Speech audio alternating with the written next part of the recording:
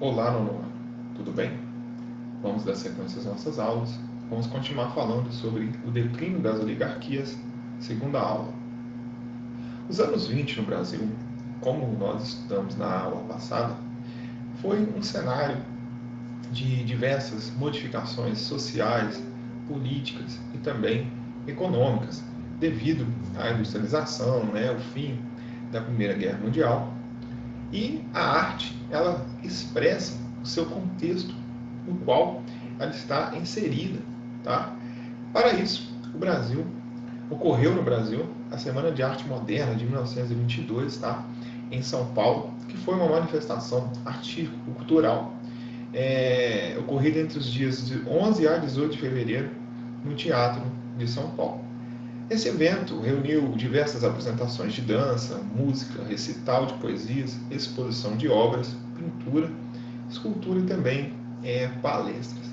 Os artistas envolvidos propunham uma nova visão de arte mais próxima do povo e a valorização do indianismo, da cultura brasileira. E o índio tem sim, claro, a sua grande contribuição dentro desse processo de formação da cultura brasileira. Dentre esses vários artistas, podemos citar Mário de Andrade, Oswaldo de Andrade, Tarsila do Amaral, Plínio Salgado, Menotti Delpitia e dentre outros, Villa-Lobos aí na questão da música. Mas ganha-se destaque a proposta antropofágica dentro desse movimento de Oswaldo de Andrade, que propõe uma deglutição de todas as influências estrangeiras para criar uma arte verdadeiramente brasileira. Assim surgem as correntes ideológicas, tá? Com suas propostas. Por exemplo, o Movimento Pau-Brasil, que representava fazia uma alusão ao primeiro ativo de exportação brasileira, que foi o pau-brasil, então ele queria exportar a poesia brasileira, a arte brasileira, o Oswaldo de Andrade, e tinha também uma tendência mais ligada à esquerda, ok? Do outro lado, você tinha o movimento verde-amarelo, tá? Um movimento mais de direita, e tinha dentre os seus participantes o jornalista e escritor Plínio Salgado, que mais tarde fundaria a Ação Integralista Brasileira de cunho fascista, ok? Mas vamos então para a questão dos anos 30 no Brasil, voltando um pouco para a política. Claro que a Semana de Arte Moderna, vocês terão muito mais detalhes nas aulas de literatura. Aqui foi só uma menção, diante do cenário dos anos 20, importantíssimo aí esse movimento, ok? Mas vamos lá então para o contexto histórico que antecedeu o fim da República Oligárquica e a chegada de Getúlio Vargas ao poder. Tudo começa com a sucessão de Arthur Bernardes. Seu escolhido foi Washington Luiz. Ele fazia parte ainda do conchavo da política do café com leite, o café que em 1925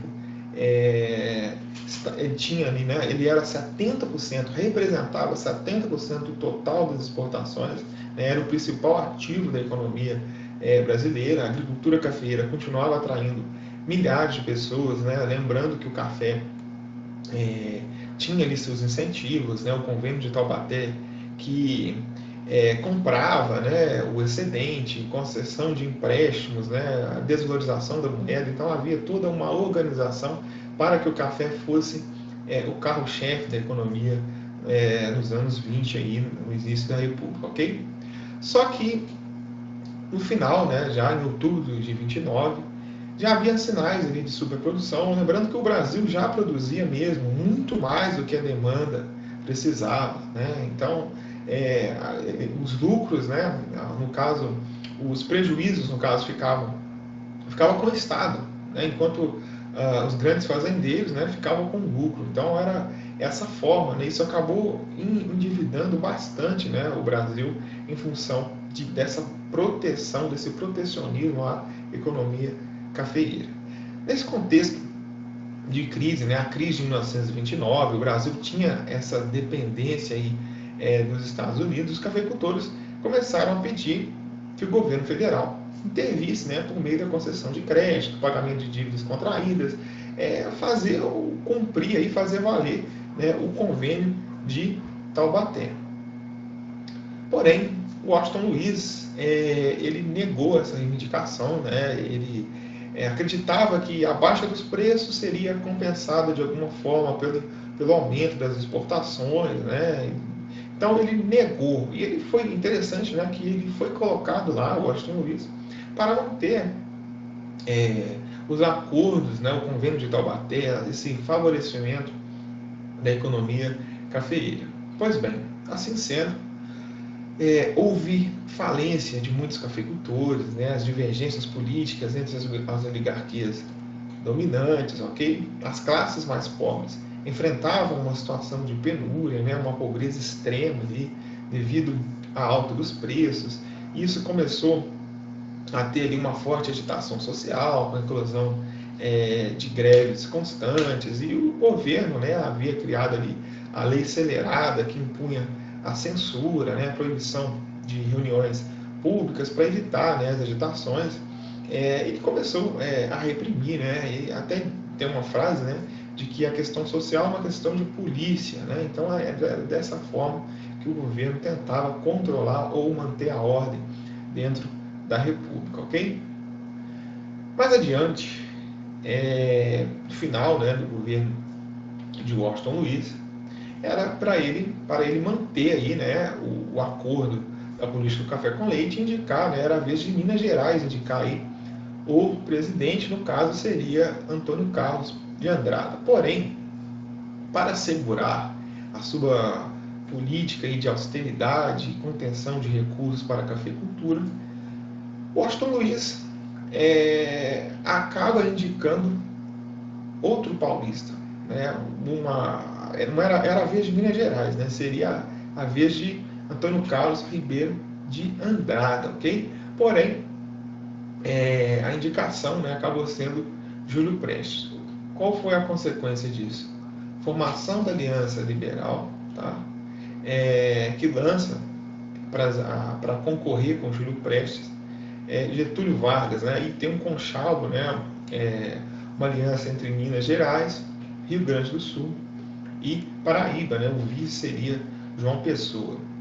Para vencer, né, essa máquina governista, a oposição de início lança uma campanha de massas nas cidades.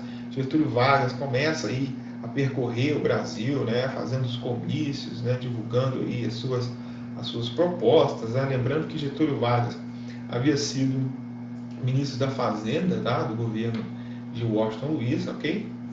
Mas as eleições de 1º de março acabaram sendo vencidas aí por Júlio Prestes. Aí encaminha, né, temos aí o gatilho para a Revolução de 30. A princípio, os líderes da Aliança Liberal aceitaram o resultado.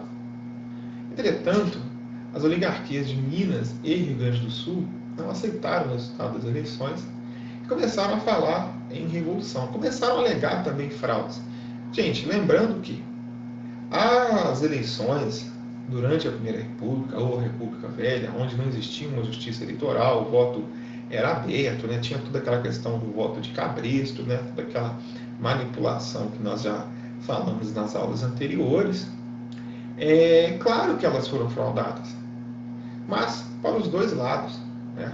Porém, eles precisavam, né, de reivindicar e usar aí algum pretexto, né, alegar alguma coisa. Você não faz uma revolução do nada, né? Você tem que utilizar ali de um pano de fundo, uma justificativa, uma causa para isso, ok? Mas nessa situação, né, os próprios tenentes pretendiam promover um levante armado sem Luiz Carlos Prestes, associando aí, né, as ideias da Aliança Liberal junto com o tenentismo, que já era um movimento que já queria acabar com a República das Oligarquias, né, como falamos nas aulas passadas.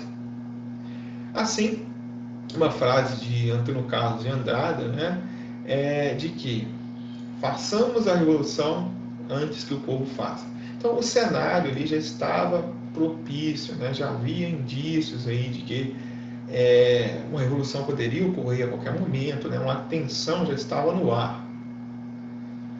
Aí, para ser o estopim, né, dessa revolução, vamos dizer assim, ocorre o assassinato de João Pessoa, aquele que seria o vice de Getúlio Vargas, em julho de 1930, em Recife. Resultado: começam a ocorrer revoltas na Paraíba, no Rio Grande do Sul. A ideia de revolução foi reforçada, passaram a ocupar o presidente, tá? E isso também acabou fortalecendo a Aliança Liberal. Em 3 de outubro de 1930, tropas gaúchas, sob o comando do tenente-coronel Góes Monteiro, iniciaram a marcha para o Rio de Janeiro. No Nordeste, os revoltosos tomaram a maioria dos estados. Em Minas Gerais, uma terceira frente partiu para São Paulo, um confronto, tá, gente?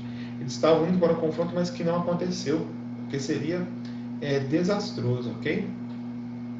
No dia 24 de outubro de 1930, diante dessa situação, uma junta militar liderou o golpe que depôs o Washington Luiz, que acabou se exilando nos Estados Unidos, ok? E impediu a posse de Júlio Prestes. Essa junta assumiu provisoriamente o poder, né, que foi entregue a Getúlio Vargas em 3 de novembro de 1930, e assim ocorreu o fim da chamada República Velha. A partir daí, né, começaremos a era Vargas, né, o governo Vargas, que teve as suas fases constitucional, Estado Novo, primeiro provisório, né, essa parte ainda que foi essa tomada de poder, e depois teve a fase constitucional, o Estado Novo, depois Getúlio ainda vai voltar nos anos 50, ok? Mas isso é assunto para outras aulas. Por hoje é só. Um abraço, pessoal. Até a próxima. Valeu!